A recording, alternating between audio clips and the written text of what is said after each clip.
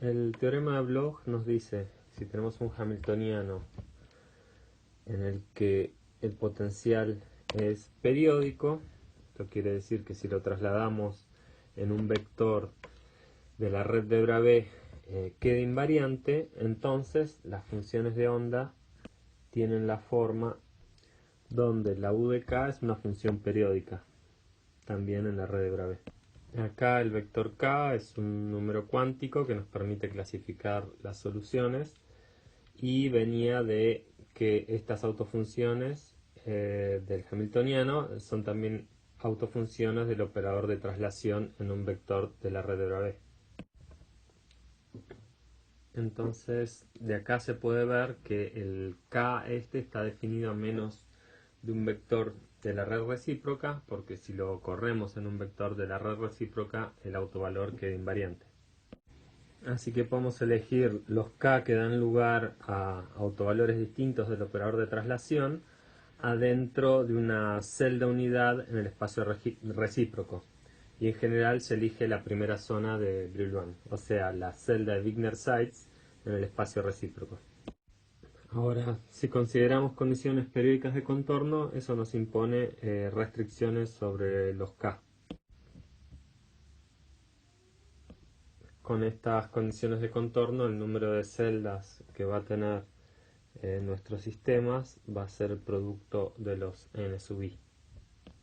Ahora, si usamos el teorema de Bloch, sabemos que entonces nos queda que la fase tiene que ser igual a 1.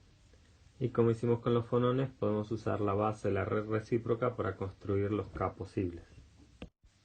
Y como en el caso de los fonones, vamos a tener n valores de k distintos posibles, que son los que entran dentro de la primera zona de Brillouin.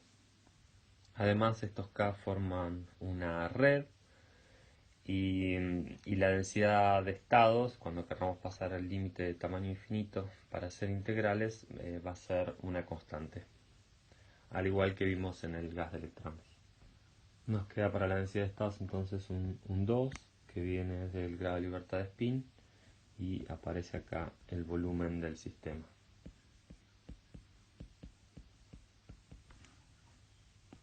Como en el caso de los fonones, podemos tener soluciones a nuestro problema de un electrón en potencial periódico que tiene un dado K, pero distinta energía, como en las bandas en el caso fonónico. Vamos a analizar ahora la ecuación de Schrödinger poniendo una función de onda con la forma que prescribe el teorema de Bloch. Entonces teníamos unas funciones de onda de esta forma, con una fase y una función que era periódica en la red de Bravais. Entonces la ecuación de Schrödinger queda, y vamos a tener que aplicar el laplaciano a un producto de funciones. Bueno, el laplaciano es la divergencia del gradiente, lo aplicamos a dos funciones g y f. Usamos la regla de la cadena una vez y otra vez, y nos queda esto de acá, que vamos a reemplazar en nuestra ecuación de Schrödinger. Entonces, tomando el laplaciano en nuestra función de onda, usando las derivadas primera y segunda del exponencial, nos queda una expresión en la que podemos eliminar las fases.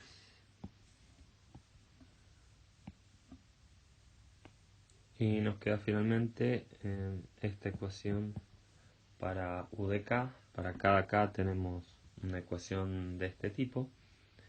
Y vemos que nos aparece un término adicional.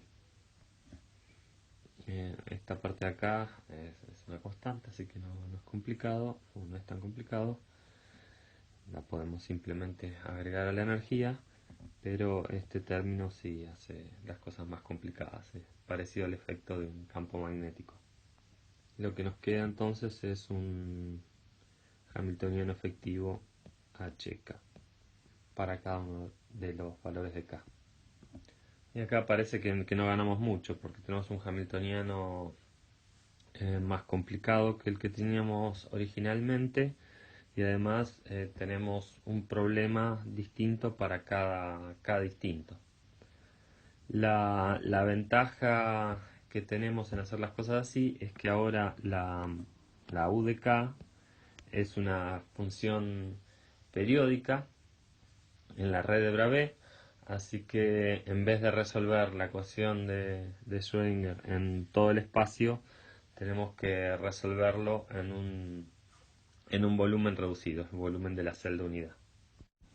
Acá, como en cualquier problema de cuántica, para un k dado vamos a tener muchas soluciones, muchos valores posibles para las autofunciones UK de R y también para las energías. Lo que uno puede notar es que como la U de K es periódica, estamos tomando un sistema finito con condiciones periódicas de contorno. Y eso da lugar a un espectro de energías discreto, ¿sí? En el límite termodinámico, el K va a tender a ser un continuo, pero en las soluciones EK va a haber un índice más, que vamos a llamar el índice de banda, y nos va a dar lugar a un espectro discreto de energías. Entonces, lo que nos quedan son una ecuación de autovectores con un hamiltoniano efectivo. Tenemos un hamiltoniano distinto para cada K. Como estas U de K son periódicas, lo que tenemos es equivalente a un sistema finito, y las autoenergías de esta ecuación nos van a dar un espectro discreto, no continuo, como pasaba en el pozo de potencial. Entonces le ponemos un índice n a los autovectores y autovalores de nuestra ecuación. El k, en principio, bueno, en el límite termodinámico va a tender a un continuo. Algo que se puede mostrar es que como el h de k varía de manera continua, los sub kn también van a ser funciones continuas de k.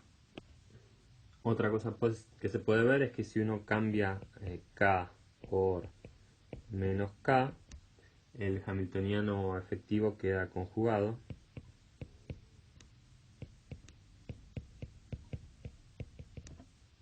Así que si tenemos una solución para h de k y la conjugamos, entonces obtenemos una solución para h de menos k. Eso quiere decir, si tenemos una autoenergía E sub k n, vamos a tener la misma autoenergía para el mismo n con menos k. O dicho de otra forma, que E de menos k n es igual a E de k n. Podemos ver entonces cómo van a ser las autoenergías de nuestro problema de un electrón en un potencial periódico. Habíamos visto que podíamos elegir los K que nos daban lugar a autovalores distintos del operador de traslación adentro de la primera zona de Brillouin. También vimos que para un HK teníamos una ecuación de Schrödinger, pero en una región finita del espacio, una especie de pozo de potencial, entonces teníamos un espectro discreto. Esto venía porque las UDK eran periódicas en la red de Bravais, así que tenemos un sistema finito con condiciones periódicas de contorno, y eso nos da lugar para un K fijo, a un espectro discreto que le podemos poner un índice a cada solución que tenemos para un K fijo. Ahora, si variamos el K, decíamos que estas energías iban a variar de manera continua, y aparte teníamos que si vamos a menos K nos quedaba algo simétrico, ¿sí? Cambiábamos K por menos K en una banda dada y teníamos la misma energía. Otra propiedad, además, que se puede inferir para estas bandas de energía es que son periódicas en K. Si corremos la energía en un vector de la red recíproca obtenemos la misma energía. Y eso quiere decir que estas energías son periódicas en el espacio K o en la red recíproca. Acá hice un dibujo unidimensional, pero en general estas bandas son funciones del vector K, Kx, Ky, Kz, así que van a dar lugar para cada n a una superficie complicada. Como no podemos dibujar una función de tres variables, digamos una energía que depende de tres variables, lo que se hace en general es tomar alguna dirección en el espacio K y fijarse cómo cambia la energía de las bandas en esa dirección.